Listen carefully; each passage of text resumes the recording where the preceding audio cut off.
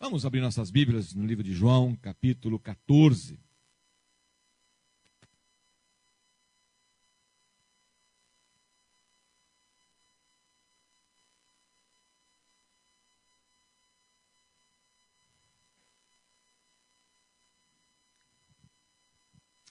A Ariane falou aqui hoje, 14, 13. É um versículo que diz assim: tudo quanto pedires em meu nome, isso farei, a fim de que o Pai seja glorificado no Filho. Então, tudo que nós pedimos a Deus, nós temos que estar lembrando sempre que é para dar glórias a Deus. Mas o versículo que nós queremos conversar essa noite é os versículos 16 e 17. Diz assim, que é a continuação daquele. É Jesus orando. E eu rogarei ao Pai, e Ele vos dará outro Consolador, a fim de que esteja para sempre convosco. O Espírito da verdade, que o mundo não pode receber, porque não o vê, nem o conhece. Vós o conheceis, porque Ele habita convosco e estará em vós. Feche seus olhos, vamos orar mais uma vez. Senhor, nós nos colocamos diante do Senhor agora humildemente, ó Pai, prostrados em espírito, para que o Seu Espírito Santo, conforme está escrito aqui, que tudo que nós pedimos ao Senhor Jesus, ao Senhor, em nome de Jesus, o Senhor nos ouvirá, e nós queremos agora que o Teu Espírito tome conta de cada um de nós. Que esta palavra, Pai, que nós iniciaremos esse domingo, seja uma palavra que possa prescrutar, entrar em todo o nosso ser, Senhor, revelando tudo que somos e tudo que temos, e proporcionando em nós, ó Pai, o derramar do Teu Espírito, de maneira que possamos ser cheios do Teu Espírito, transbordantes do Teu Espírito, que possamos ser, ó, pessoas, ó Pai, que como nós vimos aqui, que possamos dar glórias ao Senhor, glórias a Cristo em nossas vidas, através dos nossos atos. Faça com que essa palavra, Pai, que nós vamos estar meditando nesta hora, possa ser a palavra que não somente venha nos alimentar, mas venha nos instruir e fortalecer em Cristo Jesus. Amém. Amém. Amados, nós tivemos aí 2 meses de estudo, onde trabalhamos a questão do pecado, depois trabalhamos a questão do reino.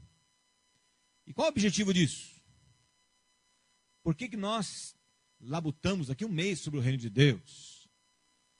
Porque o reino de Deus é lugar de vitória, é lugar de alegria, é lugar de paz, de vida abundante. Não estou dizendo que nós podemos usufruir isso. Estou dizendo que o reino de Deus proporciona isso. O reino de Deus proporciona a alegria, paz, vida abundante, vitória. O reino de Deus é algo que foi estabelecido, nós já vimos, desde o começo da vida do ser humano. Mas pelos percalços do pecado, que nós estudamos sobre o pecado, perdemos o reino de Deus. Deixamos de compreender, deixamos de entender, deixamos de viver. E eu quero, nessa noite, dar entrada nesse mês em algo que vai realmente dar prosseguimento nessa nossa caminhada de vitória. E eu desejo saber de você, tem um cristão aqui dentro. Tem um cristão aqui dentro. Desejo saber de você se você quer ter uma vida de vitória. Assim? Assim? Assim? Oh, você não me convence nem a mim, que dirá o Espírito Santo que está aqui. Gente do céu, misericórdia. Misericórdia. Meu irmão, você quer ter uma vida de vitória? Para isso tem que pagar algum preço. Tem que pagar algum preço. O primeiro preço é entender sobre essa maravilha que é Deus em nossa vida. Sem compreender, sem entender Deus, não vai ter vitória. Porque a sabedoria que vem de Deus é o princípio de tudo. O temor de Deus é o princípio do conhecimento, da sabedoria. Conhecer Deus é saber exatamente o que somos, o que estamos aqui, para onde vamos. Precisamos conhecer Deus. E esse mês nós vamos começar esse processo de entender e conhecer Deus, através do Espírito Santo. Mas está perfeitamente ligado nessa disposição de sermos mais do que vitoriosos. Queremos ser vitoriosos, porque queremos conhecer Deus. Queremos conhecer Deus, queremos ser vitoriosos. Não é verdade? É assim. E nós temos que compreender que o reino de Deus, que nós já estudamos, é o que proporcionará a efetivação disso.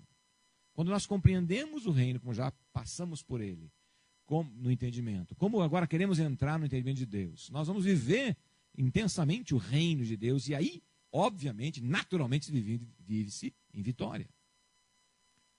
Mas o pecado, desde o princípio, tem sido o grande algoz, o grande fator de nós não podemos viver intensamente essa vitória. Pecado que está em nós, está em cada um de nós, tira de nós exatamente esta grande condição de sermos cidadãos, cidadãs deste reino de vitória, que é vitória. Há uma história bíblica que mostra bem isso, e essa semana eu estava contando para o meu neto, contando para o Gabriel essa história. Ele estava lá em casa, e evidentemente que eu contei essa história para ele do jeito dele. Agora eu vou contar para você do jeito dele. Vou contar para você a história de Sansão. E nós vamos entender nessa história de Sansão o que é o reino de Deus, o poder de Deus, o poder do pecado, as consequências disso. Havia um homem chamado Manoá. Esse homem lá, bem dos antigos, no tempo dos juízes, ainda não se tinha nem o reino de Israel ainda. Era aquele tempo já após a entrada na terra de Canaã. Eles começavam já a ter uma vivência na nova terra, as novas experiências na nova terra. E havia neste povo uma participação direta de Deus. Eles não tinham um rei físico. Deus governava diretamente a vida deles. E eles se organizavam em tribos, em povos, e havia o que nós chamamos de juízes, que eram os homens e as mulheres que Deus escolhia, e o Espírito Santo de Deus vinha sobre eles, presta atenção nisso, o Espírito Santo vinha sobre eles, e lhes outorgava condição de sabedoria, de entendimento, de autoridade, para governar o povo, para julgar as questões dos povos, das pessoas, das famílias, os litígios entre eles, as confusões, as diferenças, as circunstâncias de orientação. Eram os juízes que faziam isso.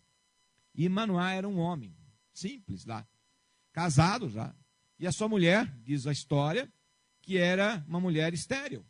Ela não podia ter filhos. E nós já falamos aqui, para o judeu a questão de ter filhos é condição absolutamente necessária. Ele, se não tem filhos, ele não viveu a vida. Ele não justificou a sua passagem na terra. Para que ele possa justificar a sua passagem na terra, precisa ter posteridade, filhos. E Manoé não tinha filhos. E aí um dia a mulher dele está num determinado lugar, e evidentemente o texto não diz isso, mas subentende-se que ela está pedindo a Deus, e aparece um ser diante dela. E o ser, diz o texto, que é um ser diferente. E esse ser diz para ela que ela vai ser mãe. E ela fica empolgada com a notícia, mas dá algumas características de como seria essa criança. Diz para ela que ela própria teria que tomar algumas atitudes, ela teria que se santificar, se separar, não beber vinho, não comer coisas que eram proibidas e ter uma gestação diferente para aquela criança. E ela vai para casa, conta para o marido ora a Deus e pede, fala, Senhor, se for do Senhor mesmo, que nós tenhamos a confirmação disso. Deus, diz o texto que Deus ouve a oração dele, responde e esse ser volta de novo. E a mulher está sozinha no campo, e quando ele fala de novo com ela, ela diz assim, espera aí que eu vou chamar meu marido, ela vai chamar o marido dela. E os dois voltam e se encontram com aquele ser. E Manoá pergunta, qual é o teu nome? E ele fala, por que você quer saber meu nome? Meu nome é Maravilhoso. Quem será que estava ali com ele? Quem era o maravilhoso? Quem é o maravilhoso? O próprio Deus.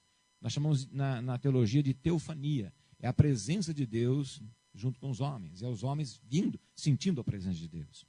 E aí, ele repete de novo a questão.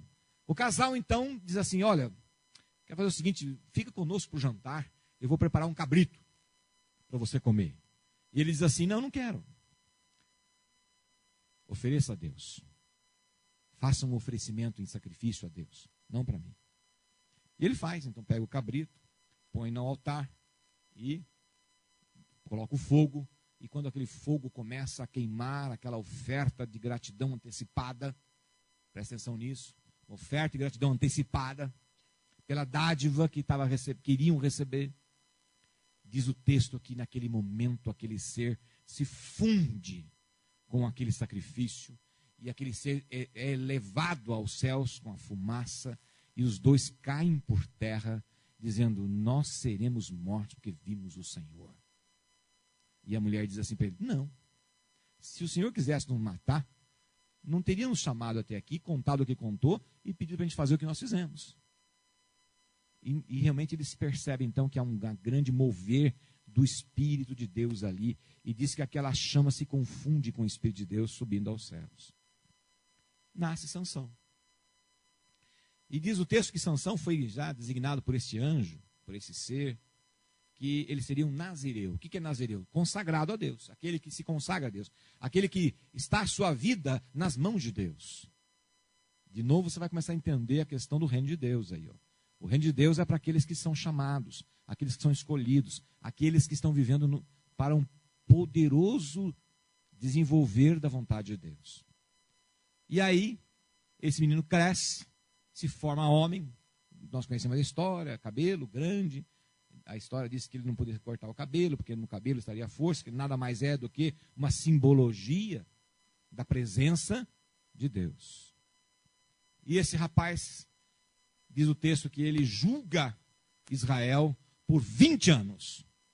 Ele é um dos juízes, a autoridade, não somente pela sua condição física de força, mas por aquilo que o Espírito Santo estava sobre ele, dando a ele conhecimento para julgar o povo, dando a ele sabedoria para liderar o povo, dando a ele condições para que ele pudesse realmente fazer a vontade de Deus no meio do povo e fazer com que o povo fizesse a vontade de Deus. Reino de Deus. Mas, diz o texto que ele tem de repente conhece uma moça que é dos inimigos, dos filisteus, que dominavam o povo. E ele quer se casar com essa moça. E pede aos pais que peçam a moça em casamento. E quando ele vai, naquele momento de formalizar o casamento, no caminho, ele se confronta com um grande leão. E pela sua força descomunal, diz o texto que ele abre a boca do leão e parte o leão pelas mandíbulas. E mata o leão. E o leão cai por terra.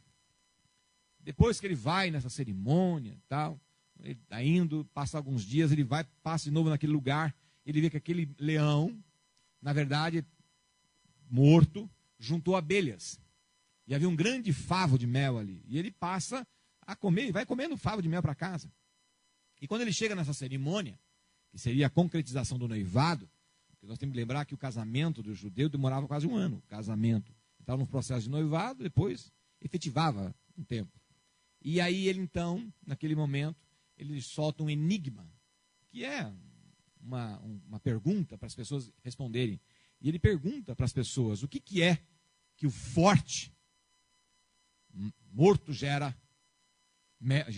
doçura? Mais ou menos assim. E as pessoas não sabem responder, mas questionam a moça que queria casar com ele, e ela fica insistindo com ele constantemente, para que ele conte qual é a resposta desse enigma.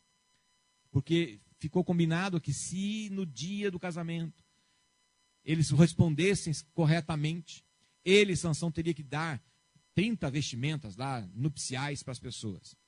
E o contrário era verdadeiro. Se eles não conseguissem responder, dariam para ele as 30 vestimentas. E ele conta para a moça conta para eles, e eles naturalmente revelam o que ele tinha colocado como enigma. Ele fica sabendo que é a moça que contou, e ele diz isso. E a partir daí desencadeia toda uma situação na vida de Sansão. O quê? Ele se relaciona depois com uma prostituta, ele não casa com essa moça, se relaciona com uma prostituta, Depois da prostituta, a história de Sansão e Dalila. Dalila é uma mulher enviada pelos inimigos para fazer com que ele pudesse revelar a origem da sua força descomunal. Diz o texto na história, você pode ler em casa, que ele luta com uma cabeça, de osso, um esqueleto de burro, de jumento, e ele diz o texto que ele vence 1000 homens com aquilo. Então ele tinha uma força extremamente forte, mas ele tinha uma vida naquele momento convivendo, flertando com o pecado. Com o pecado. Os pais disseram várias vezes para ele por que ele fazia aquilo. E ele deixava-se levar pelo ímpeto do pecado. O texto é rápido, a gente dá a impressão que ele ocorre tudo isso de uma forma rápida, mas não é uma vida dele. É uma vida dele. E esses pecados, diz o texto que entre o primeiro episódio e o segundo episódio, passa-se muito tempo. Então, não é que ele ficava constantemente em pecado, é que a história é resumida. Dá a impressão que é uma coisa atrás da outra. Ele teve aquele procedimento com aquela menina filisteia, teve um envolvimento com uma prostituta, depois teve um envolvimento com a Dalila. Parece que é tudo junto, porque você lê sequencialmente. Mas é uma vida, diz o texto por 2 vezes ali, que ele ficou julgando 20 anos. Então é uma vida.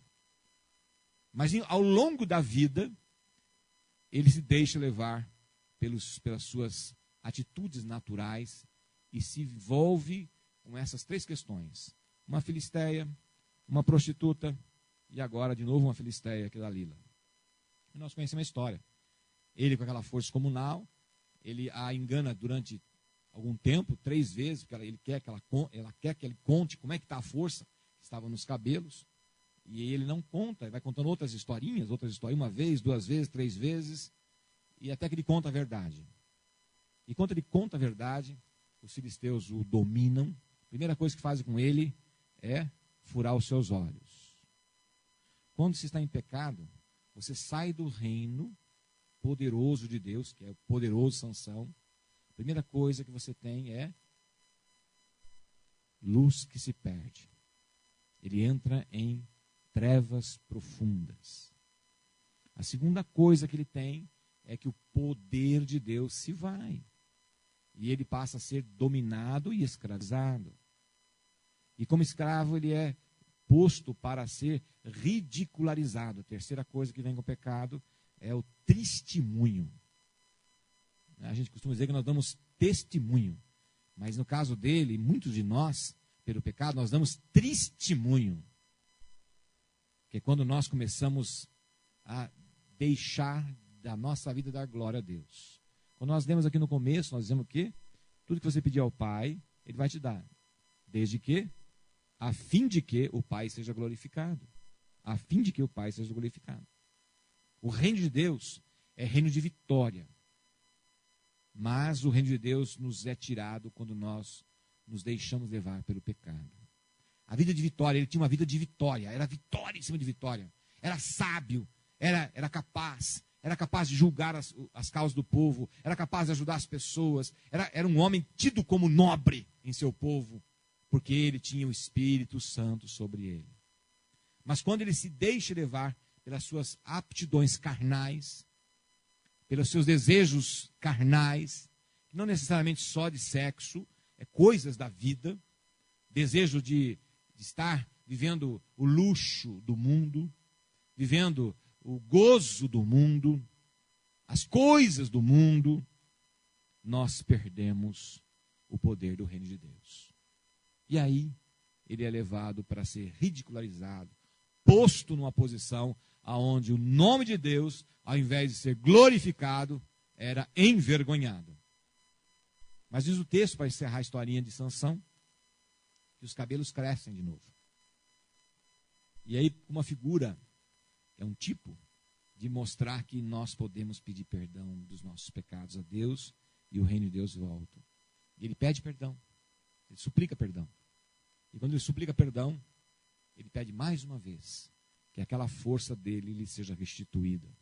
E ele solicita que ele seja colocado entre colunas. Ele é levado no palácio, onde haviam mais de 1000 pessoas, e todas importantes do reino dos filisteus, os generais, os governantes, estavam todos numa grande festa para o deus Dagon, que era o Deus deles, para enaltecer o Deus deles, que havia subjugado o grande inimigo do Deus de Israel. Que era o Deus de Israel, que era o inimigo deles.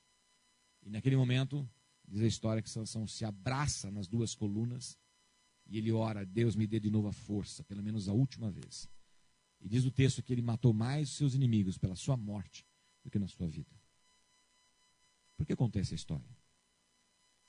Para você entender que nós vamos entrar nesse período de novembro, um pouco em dezembro, no entendimento desse Deus que deu força para Sansão. Nesse Deus que prometeu desde o começo que ele seria separado. Nesse Deus que disse que ele seria desde que ele se santificasse. Já começou com os pais dele, com a mãe dele. E disse que ele deveria nunca cortar o cabelo porque era o símbolo da dependência de Deus. O símbolo da crença que Deus era com ele. Se Deus era com ele, quem será contra ele? E isso era o fato. Ele era assim, ele era imbatível. Ele tinha um poder sobrenatural. E é esse poder de Sansão, não para termos força física, literalmente, mas até poderia ser, mas para que você tenha um poder sobrenatural para vencer todos os seus inimigos, quer espirituais ou quer naturais. Amém? Eu desejo, amados, sinceramente, que essa igreja seja assim. A nossa caminhada ao longo deste ano, do conselho, tem sido uma caminhada de buscar o conhecimento de Deus, o poder de Deus. Para que esta igreja seja uma igreja efetivamente de vitórias em vitórias. E quando eu falo igreja, estou falando da tua vida, minha vida, a vida das famílias dessa igreja. De vitória em vitória. Estamos nos preparando para adentrar o ano que vem, vivendo efetivamente esse poder de Deus. Por isso que eu fiz essa recapitulação um pouco ampla do reino de Deus, do pecado, para você entender na vida de Sansão que ele vivia intensamente o reino e intensamente a presença de Deus, o Espírito Santo estava sobre ele.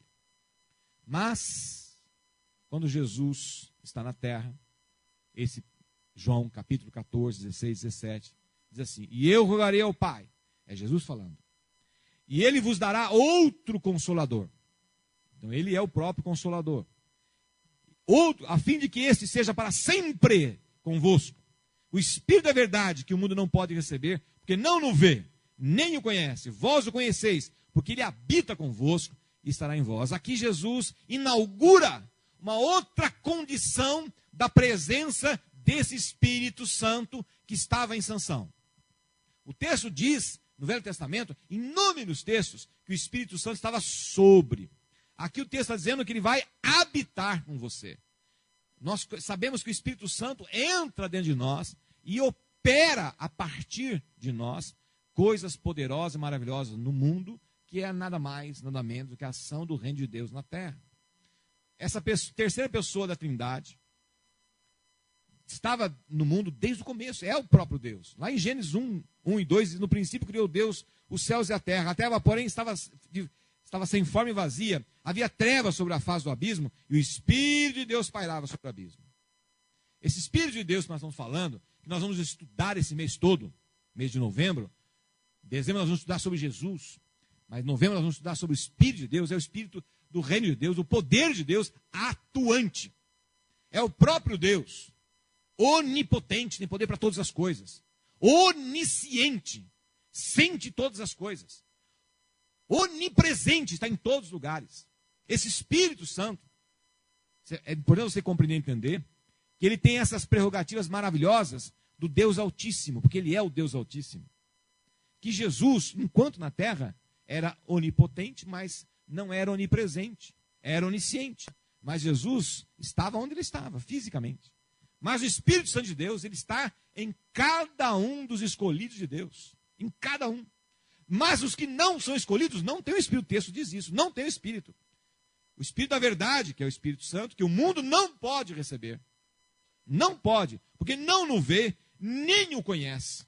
Mas você, querido irmão, você, querida irmã, tem a prerrogativa, a oportunidade, o privilégio de saber, de ver, de conhecer esse Deus poderoso.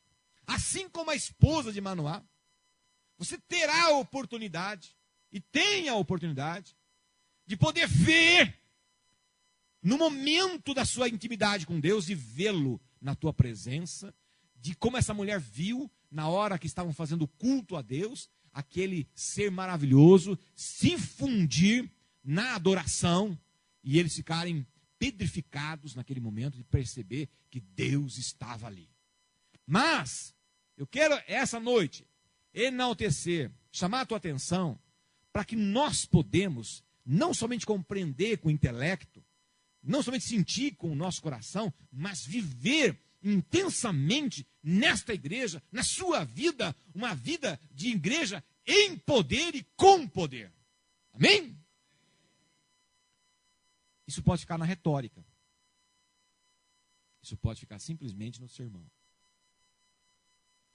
Você pode, daqui meia hora, nem se lembrar do que eu falei. Você pode nem sequer se lembrar do que falei. Isso é uma questão sua. Mas a palavra de Deus é fiel e justa para se cumprir. Não sou eu que estou falando isso. Eu estou meramente lendo a palavra. Estamos aqui juntos, interpretando a palavra, compreendendo a palavra de Deus. E quando nós compreendemos a palavra de Deus, ela se torna viva e eficaz. Viva e eficaz. O que o texto diz, que o mundo não pode conhecer essa palavra, não pode conhecer o Espírito Santo, porque não o conhece, não o vê, não o percebe, não o sente. Uma pessoa do mundo pode ler a Bíblia de capa a capa e não vai ver o Espírito Santo nela. Não vai ver. Pode achar até interessante as histórias, mas não vai ver o Espírito Santo. Você pode ler uma frase da Bíblia, uma frase. E tudo quanto pedires em meu nome, isso farei. Uma frase. E ela se tornar rema. O que é rema? Poder de Deus para se cumprir. Uma frase. Essa é a diferença, queridos, de viver com o Espírito no Espírito ou sem o Espírito. O que nós pretendemos esse mês e na vida é que nós não tenhamos simplesmente um conhecimento, mas que nós tenhamos o poder de Deus. Amém? Amém? Nós estamos caminhando, amados, para sermos efetivamente o poder de Deus na terra. Porque esse Deus maravilhoso, o Espírito Santo Consolador, no grego diz que ele é paracletos, que quer dizer alguém chamado para estar sempre, constantemente ao seu lado. Você já viu isso? Interessante. Sempre, constantemente ao seu lado. Para quê? Primeiramente para te ensinar. O Senhor Jesus disse que eu vos mandarei um Espírito, e ele vos lembrará de tudo quanto eu tenho vos falado. E ele estará convosco até a minha volta. Esse Espírito Santo está aqui agora. Está aqui nesse lugar. Ele está dentro de cada um de nós.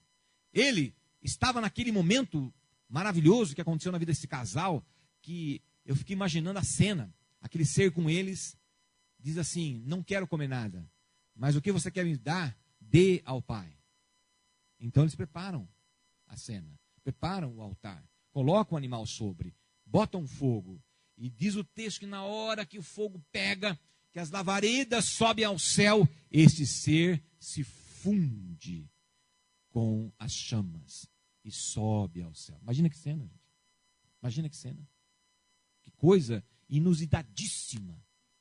Mas eu quero te dizer que esta visão maravilhosa, que nós chamamos de teofonia, pode acontecer na vida de cada um a qualquer hora, em qualquer momento.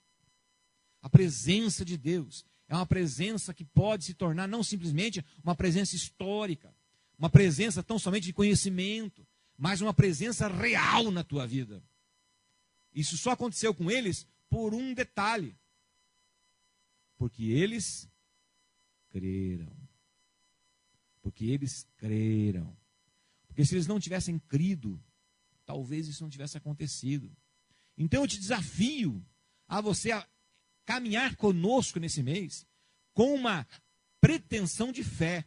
Eu quero conhecer esse Deus maravilhoso na pessoa do Espírito Santo, porque é o Paracletos, é aquele que está comigo, porque ele vai me orientar, ele vai me ensinar.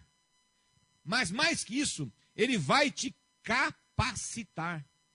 Ele vai te capacitar. Quem fez com que aquele ventre fosse capacitado, porque era um ventre estéril, fosse capacitado, foi esse próprio Espírito. Foi esse Espírito que capacitou aquele ventre a fazer com que esse menino fosse o que fosse. Foi aquele Espírito mesmo que capacitou aquele menino para que julgasse Israel como um homem durante 20 anos. Esse Espírito que quer te capacitar é o mesmo Espírito. É o mesmo. Quero que você entenda isso, que é o mesmo Espírito. É o mesmo. Que é o Espírito eterno do Senhor. É o mesmo. É o mesmo Espírito que falou com aquela mulher, você vai ter um filho e ele será alguém especial. É o mesmo Espírito que falou para ela, é o mesmo Espírito que está usando a minha boca para falar para você que você é especial. Mas só haverá sanções na nossa vida, que é o poder de Deus manifesto,